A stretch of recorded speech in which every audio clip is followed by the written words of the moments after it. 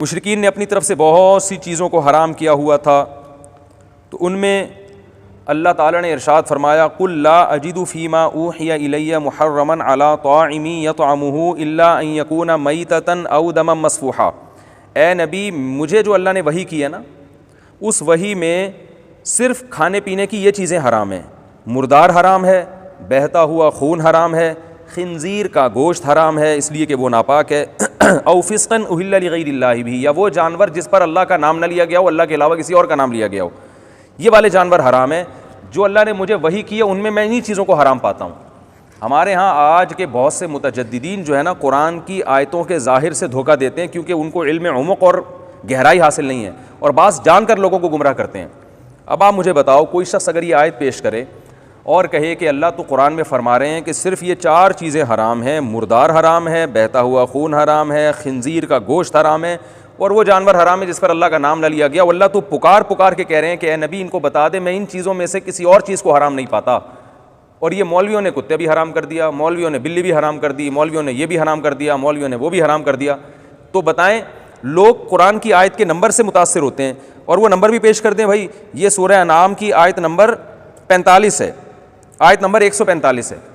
اب مجھے بتاؤ، ترجمہ تو یہی بنتا ہے اس آیت کا۔ آج کل لوگ کہتے ہیں نا وہ فلاں ریفرنس سے بات کرتا ہے، قرآن کی آیت کا حوالہ بھی دے رہا ہے، حدیث کا حوالہ بھی دے رہا ہے، ریفرنس سے بات کرتا ہے، وہ اپنی طرف سے کوئی بات نہیں کرتا۔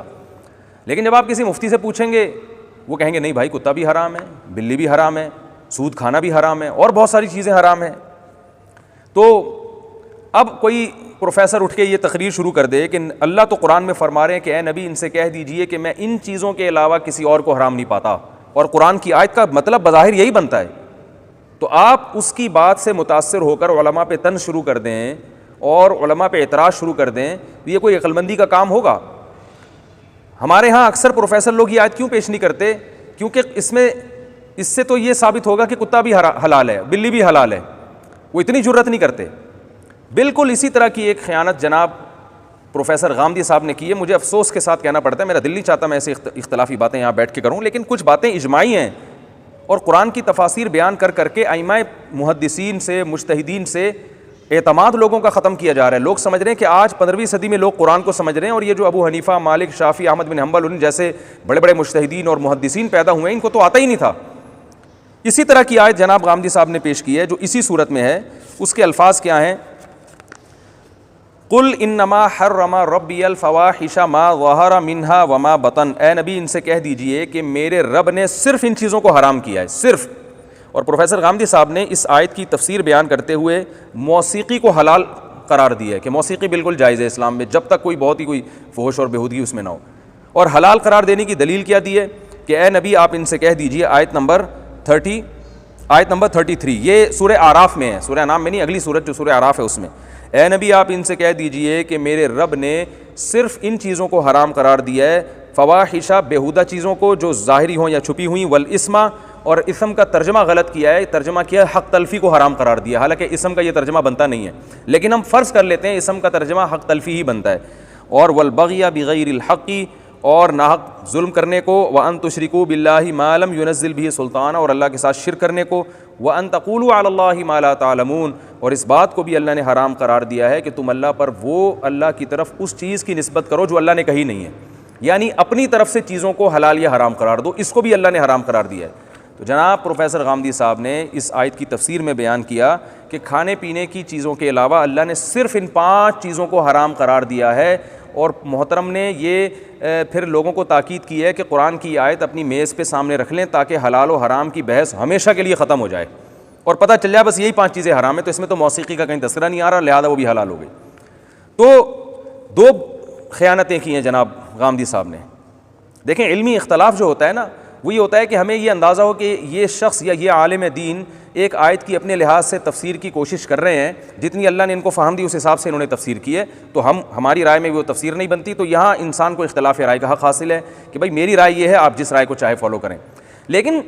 اگر یہ اندازہ ہو کہ یہاں خیانت سے کام لیا جا رہا ہے، یہاں تفسیر کے نام پہ لوگوں کو دھوکہ دیا جا رہا ہے، تو پھر یہ علماء کا فرض بنتا ہے وہ لوگوں کو بتائیں کہ بھئی یہ تفسیر نہیں ہے، یہ دین کی تحریف ہے۔ قرآن مجید کی یہ جو آیت ہے نا جس میں اللہ نے فرمایا اے نبی ان سے کہہ دیجئے کہ صرف یہ 5 چیزیں حرام ہیں، یہ بالکل ایسے ہی ہے جیسے میں نے سورہ انعام کی ابھی آیتیں پڑھی کہ اے نبی ان کو بتا دیجئے کہ میرے پاس جو چیزیں نازل ہوئی ہیں, مجھے جو وحی ملی ہے, ان میں صرف یہ 4 چیزیں کھانے پینے کی حرام ہیں. تو جیسے ان 4 چیزوں کا مطلب صرف 4 چیزیں نہیں ہیں, ایسے ہی یاد رکھیے ان 5 چیزوں کا مطلب صرف 5 چیزیں نہیں ہیں. جو اس آیت کی تفسیر ہے وہی اس کی بھی تفسیر ہے.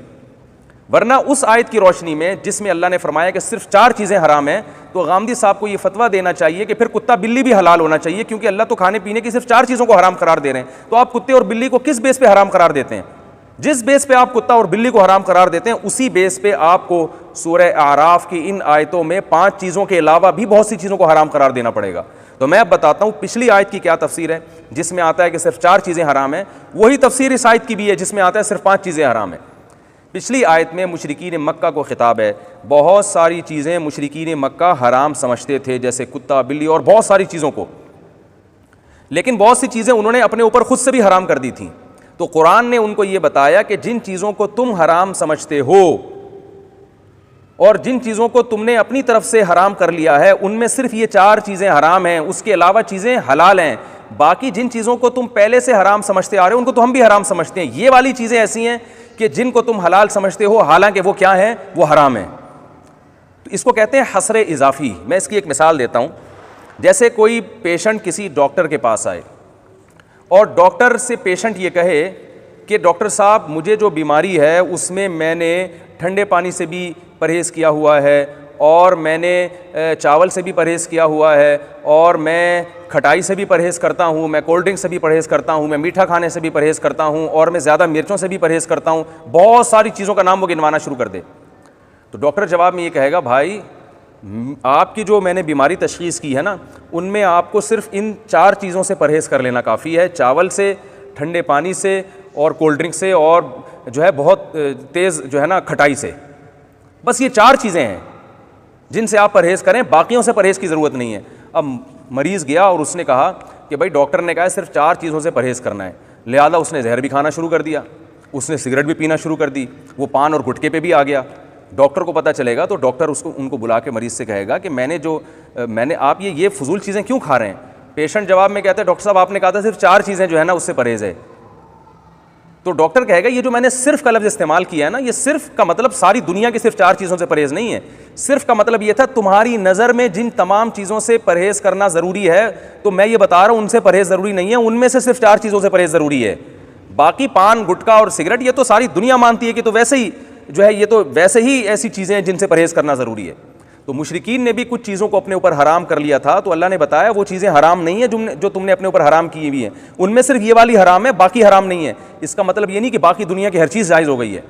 تو بالکل اسی طرح یہ جو قرآن کی آیت ہے اللہ انما سورہ اعراف کی جو آیت ہے انما حرم ربی الفواحش ما ظہر منها وما بطن, اس آیت کا آپ سیاق و سباق دیکھیں, اس سے صاف پتہ چلتا ہے کہ مشرکین مکہ کو یہ خطاب کیا جا رہا ہے. وہ بیت اللہ کا برہنہ طواف کیا کرتے تھے, اس لیے اس آیت میں نازل ہوا من حرم زینت اللہ, اللہ کی زینت کو کس نے حرام کر دیا. تم صحیح مسلم کی حدیث ہے کہ بیت اللہ کا برہنہ طواف کرتے تھے, زینت اختیار نہیں کرتے تھے طواف کے وقت. اللہ نے کہا لباس تو زینت ہے, اس کو کس نے حرام کر دیا. بھائی تم کیوں اپنی طرف سے چیزوں کو حرام کر رہے ہو.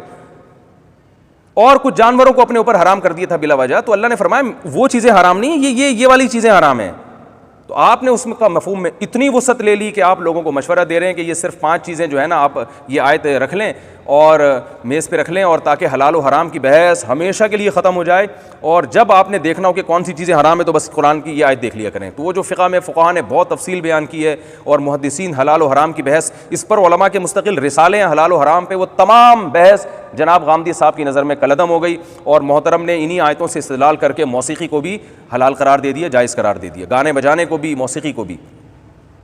اور دوسری خیانت محترم نے کی ہے, اگر آپ کو یہ پوری بحث سمجھ میں نہیں آتی تو خود اس قرآن کی آیت میں جناب غامدی صاحب کے نظریے کی نفی ہے. اس آیت میں اللہ کا ارشاد ہے انما حرم ربی الفواحش ما ظہر منها وما بطن والاثم. 5 چیزیں جو اللہ نے حرام کی ہیں ان میں پہلی چیز ہے بے حیائی,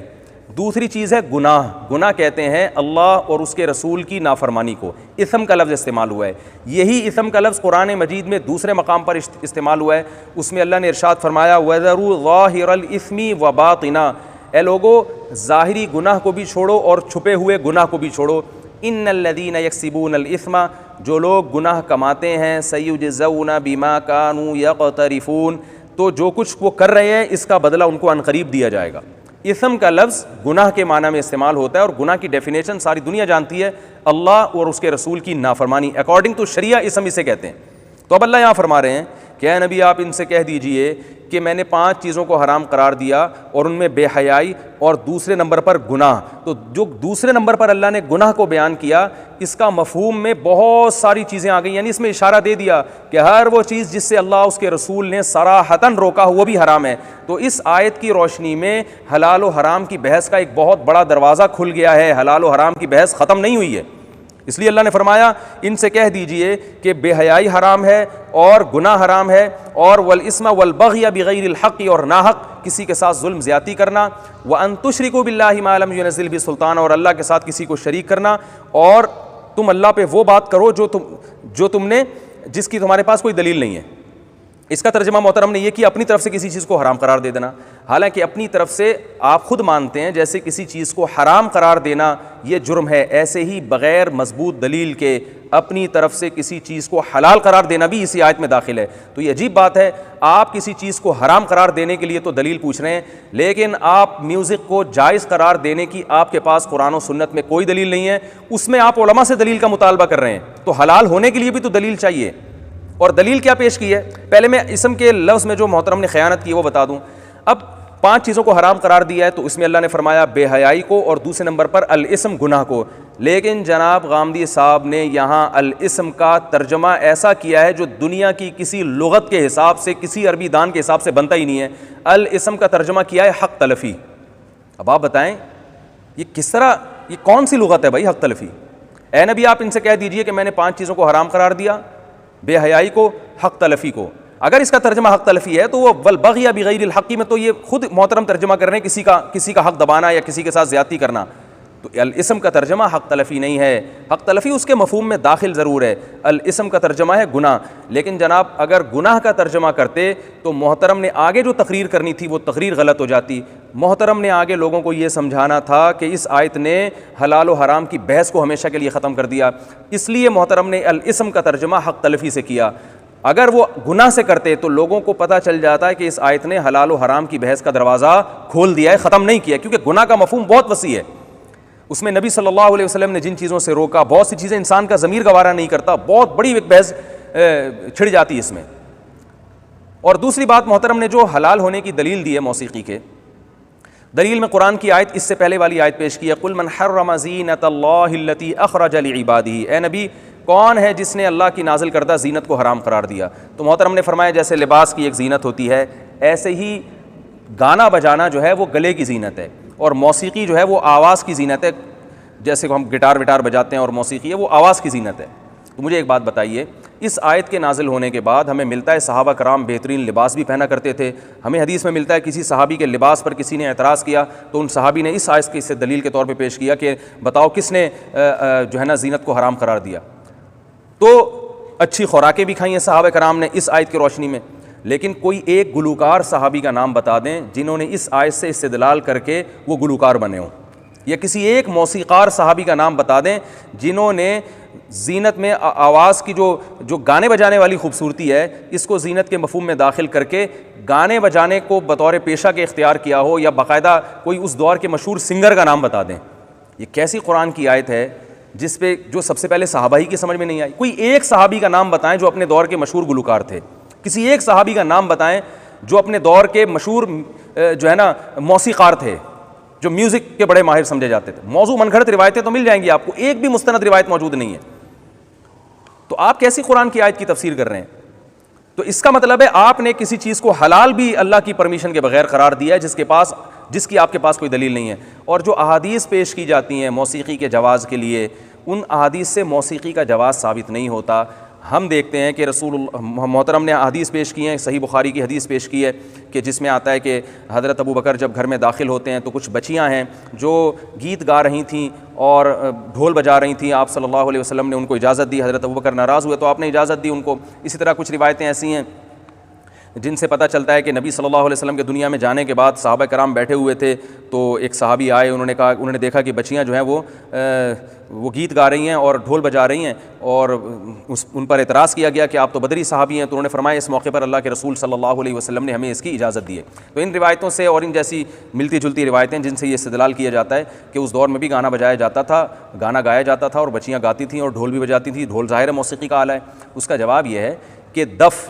اور نبی صلی اللہ علیہ وسلم کے دور میں جس دف کی آپ نے اجازت دی وہ ایک طرفہ ہوا کرتا تھا, اس کے دونوں جانب ڈھول نہیں, اور وہ بھی جھالر کے بغیر. اس ڈھول میں بہت بڑا مقصد اعلان بھی ہوتا تھا. تو اس دف کی بہت سے فقہا اجازت دیتے ہیں شادی بیاہ کے موقع پر, اور بعض حضرات نے جنگ کے موقع پر لوگوں کو جوش دلانے کے لیے بھی دف کی اجازت دی ہے. اس دف کو آج کے موسیقی کے آلات پر قیاس کرنا کسی طرح بھی درست نہیں ہے. اور وہ دف بھی جاریہ کا لفظ عموماً احادیث میں آیا ہے, اور اہل لغت سے آپ ڈکشنری اٹھا کے دیکھیں عربی, جاریہ کا لفظ جب عام طور پہ بولا جاتا ہے تو نابالغ بچیوں پہ اس کا اطلاق ہوتا ہے. تو تمام علماء, جمہور علماء, حافظ ابن حجر رحمۃ اللہ علیہ جیسے اور بہت سے محدثین اور فقہا جو اس آیت کی, اس حدیث کی تشریح بیان کرتے ہیں, وہ کہتے ہیں کہ چھوٹی بچیاں جو شرعی احکام کی مکلف نہیں ہیں ان کو شادی بیاہ کے موقع پر ایسے سادہ گیت گانے کی شریعت نے اجازت دی ہے جن میں کوئی بے حیائی والا مضمون نہ ہو اور یک طرفہ ڈھول ہو, اس کی بھی گنجائش دی گئی ہے. بہت سے علماء نے منع اس لیے کیا کہ لوگ ان گنجائشوں میں حدود سے تجاوز کرتے ہیں, اور وہ تجاوز کی وجہ سے لوگ یہاں رکتے نہیں ہیں. جب اس کی اجازت ہوگی تو وہ وہی کچھ ہوگا جو آج طوفان بدتمیزی ہے. اس لیے بہت سے علماء نے اس کی اجازت نہیں دی. اس دور میں اس کو بھی ناجائز قرار دیا ہے کہ لوگوں کی بریکیں پھیلیں. لیکن اگر آپ بہت زیادہ گنجائش نکالتے ہیں تو یہاں تک شادی بیاہ اور جنگ وغیرہ کے موقع پر اتنی گنجائش نکلتی ہے, وہ بھی جب آپ بہت کھینچ تان کے نکالنا چاہیں. لیکن یہ اس گنجائش کو بھی اس حدیث کی طرف یقینی طور پر منسوب کرنا اس لیے درست نہیں ہے کہ ان احادیث میں تغنی کا لفظ استعمال ہوا ہے, اور تغنی کا جو لفظ ہے وہ گانے بجانے پر یقینی طور پر استعمال نہیں ہوتا, بلکہ تغنی کا جو لفظ ہے لغت کی کتابوں میں یہ بات لکھی ہوئی ہے. آپ خود چیک کر سکتے ہیں, خود لغت کی ڈکشنری کتابیں دیکھ سکتے ہیں, آپ ڈکشنری اٹھا کے دیکھ سکتے ہیں. عربی میں تغنی کا جو لفظ ہے وہ ترنم کے ساتھ شاعری پر اس کا اطلاق ہوتا ہے بہت کثرت کے ساتھ. یعنی اگر شاعری کے ساتھ آپ, ترنم کے ساتھ آپ شاعری پڑھتے ہیں, شاعری کرتے ہیں, تو اس کو بھی تغنی کہا جاتا ہے. بلکہ ہر خوبصورت آواز کے ساتھ جو بھی چیز پڑھی جائے گی اس کو شاعری کہا جاتا ہے. تو اس سے یقینی طور پر گانے مراد لینا بھی کوئی یقینی چیز نہیں ہے. اگر ہوتا تو صحابہ کرام میں گلوکار گزرتے, کوئی بالغ صحابی دکھائیں جنہوں نے گانے گائے ہوں. صحیح حدیث ہے, نبی صلی اللہ علیہ وسلم نے ارشاد فرمایا من لم یتغن بالقرآن فلیس منا, جو قرآن کے ساتھ تغنی نہیں کرتا وہ ہم میں سے نہیں ہے. یہاں بھی وہی تغنی کا لفظ استعمال ہوا ہے جو صحیح بخاری میں استعمال ہوا ہے بچیوں کے بارے میں. اب آپ مجھے بتاؤ, یہاں کوئی ترجمہ کرے کہ حدیث میں آتا ہے جو قرآن کے ساتھ تغنی نہیں کرتا وہ ہم میں سے نہیں ہے, اور یہاں کوئی ترجمہ کرے کہ جو گانا گا کے قرآن نہیں پڑھتا وہ ہم میں سے نہیں ہے, تو کوئی تک بنے گا اس کا؟